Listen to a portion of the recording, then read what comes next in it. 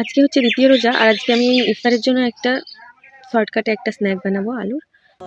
তো এখানে আমি আলু নিয়ে নিয়েছি, এবার আলুগুলোকে আমি ভালোভাবে ছুলে নেব। আর স্পেশালি এই রেসিপিটা আমি রিলস দেখে শিখেছি।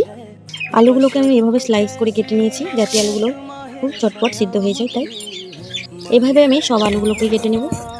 আর আমার বাড়ির সবাই কিন্তু এটা দারুণ প্রশংসা করে, দেখতে অতটা ভালো না হলেও খেতে কিন্তু এটা বেশ মজারই ছিল। যাই হোক, আলুগুলোকে এইভাবে আমি স্লাইস করে কেটে নিয়েছি যাতে চটজলদি সিদ্ধ হয়ে যায়। অল্প পরিমাণ জলে আমি আলুটাকে পুরোপুরিভাবে সিদ্ধ করে নামিয়ে নিয়েছি। এবার ওর মধ্যে দিয়ে দিব বাকি মশলাগুলো, দিয়ে দিব অনেকগুলো পেঁয়াজ কুচি, একটু রসুন কুচি, অল্প আদা রসুন ও কাঁচা লঙ্কা বাটা ও পরিমাণ মতো লবণ, আর দিয়ে দিব জিরে গুঁড়ো, লঙ্কার গুঁড়ো আর হলুদ। এবার দিয়ে দেব হচ্ছে অনেকগুলো সুজি। এবার সুজিটা দিয়ে আমি ভালো করে মাখিয়ে নেব। এখানে আমি সুজিটার পরে দিয়ে দিব হচ্ছে অল্প কর্নফ্লাওয়ার ও পরিমাণ মতো ময়দা ও কর্নফ্লাওয়ার দিয়ে আরেকবার আমি ভালো করে মাখিয়ে নেব। ময়দা কিন্তু আমি বেশি পরিমাণে দিইনি, কারণ এই ডোটা খুবই শক্ত করলে হবে না, কারণ এটা একটু নরম করতে হবে। দেখো আমার ডোটা এখানে খুব ভালোভাবে মাখানো হয়ে গেছে। এবার ওতে দিয়ে দিব হচ্ছে আমি ঘি ও সরিষার তেল। তারপর ঘি ও সরিষার তেল দিয়েও ভালো করে মাখিয়ে নিয়েছি। তারপরেই আমি কড়াইয়ে তেল দিয়ে তেল গরম করে ডিপ ফ্রাই করে ভেজে নেব। এখানে আমি মিনি ডোনাটের মতো শেপ দিয়েছি, তোমরা যেরকম খুশি দিতে পারো। আর এতে যদি অল্প পরিমাণের বেকিং সোডা দিতে পারো তাহলে তো আরো ভালো, কারণ ওটা খুবই ভিতরটা নরম হয়ে যাবে। আর এদিকে দেখো আমার ডোনাট শেপের আলু পকোড়া রেডি। আর এই যে আমাদের অল্প পরিমাণের ইফতার। ভিডিওটা তোমাদের কেমন লাগলো প্লিজ কমেন্টে জানাবে। আর আমার তরফ থেকে তোমাদের সবাইকে জানাই রমজান মুবারক। আর হ্যাঁ, আমি ভেবেছি